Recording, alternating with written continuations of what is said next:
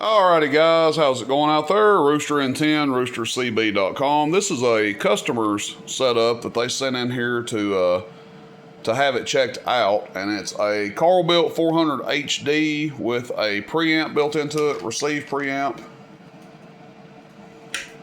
and a Striker 447. I don't know who did the 447, but it's got a variable peak or variable output control over here, and it will drop the average power down as well when you turn it down. We're just gonna run it wide open for the sake of this video, but he sent it in here. He left a note. This is for Mr. Ken. Check out the 447 and amp, fix the radio to all the way. So he wants the full upgrade on it, and said he cannot use the amp, he needs to sell it. Well, unfortunately, the good news is the amp is working, has good output. Bad news is the fan has quit working on it, so we'll see what's going on with that. It could be something, just came unhooked, or it could need a fan replaced in it, but we'll see. We'll dive into that here in a little bit. But anyway, what I'm going to do is just test this out, and just a little pre-test here to kind of show him how everything is doing, and he'll have this to refer back to after his 447 is fully upgraded, and we can go for there, see the difference in the output or what have you. So first things first, I'm just going to test the amp real quick. Now, obviously, I'm not going to stay on this thing very long. It's going to be a very quick test because the fan's not working, and you don't want to sit here and have a full-length conversation with no airflow going to those transistors. But again, this initial test seems like the amp's doing okay. We'll test it out here. We got a 1,000-watt slug in our meter, 1,000-watt element. So we're looking at the bottom scale, and this is going to be average power first. That's PEP, I lied. Audio. So a little bit over 800 PEP. And then average is going to be right here. Audio. So trying to get up close to 400, 300 and some change. That's pretty much what you can expect with a 447 going into it. And we're rocking with about a 80-watt dead key there. So nothing wrong there. If you guys want to see the SWR on the front of the radio, again, I don't always go by this. I don't really pay much attention to it. But if you guys are curious, here's what it is. Hello. So there you go. Take that for what you will as far as that goes. But it is showing good on the front of the radio. We'll turn the amp off. This is the bypass on the amp. Hello, audio, check. Again, if you put value in that SWR reading on the front of the radio, then it's working as it should. Okay, so now what we're going to do is check out the output on the 447. To do that, we need to put a 250-watt slug in. So 250, and we're testing at 15 volts, by the way. Didn't mean to omit that, but yeah, 15 volts, and this is your average power. So what we got? That's from a low dead key. Going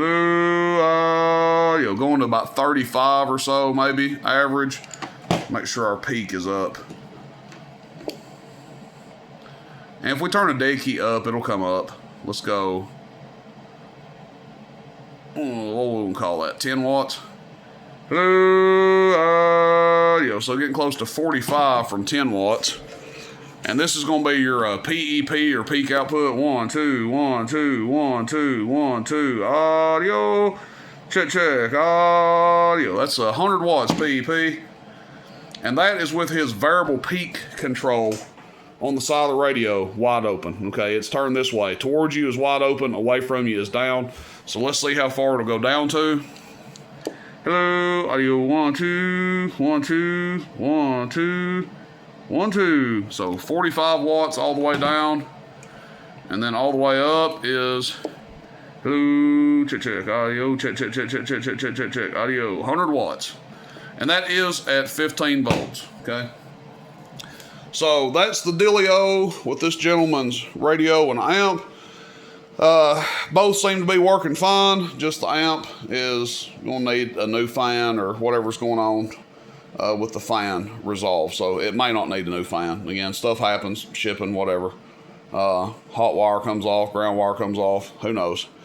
Radio's working good though. So I think, if I remember, he and I text back a little bit, I think he was having some interference with his, when he was using his amp and his mobile, I think he was tearing something up in his vehicle. And look, guys, that can happen. You're running these newer vehicles, it's a gamble. So people will say, hey, can I run a 4-pill in my 2018 Ford F-150? And I'm like, well, maybe. There's a good chance you can, but there's also a possibility that you can't. You just don't know until you try. Now, there's things that you can do if you are having interference. You can add some ferrite, make kind of a choke next to the bottom of your antenna. You can try doing that. You can bond it. You can, bond the door jambs with, ground the wire, use ground wire, use a copper braid or whatever. You can do it with the hood. You can ground stuff to the frame. There's a lot of stuff you can do to try to stop that. You can put some RF shielding material around the computer or whatever's being affected. You can try that. There's no guarantee. So when people say, hey, can I run a 16-pill in my 2015 Chevrolet? Can I run a 6-pill in my 2020 Ford? You just never know, okay? That's it, guys. Appreciate it. Just another video for you. Figure you guys enjoy seeing something like this. Rooster in 10, roostercb.com. And Ken will try to get this radio in line to get done up ASAP here. We got a bunch of radios that are in the process of being done, so we'll try to get this one in line. All right, thanks, everybody. See you, bye.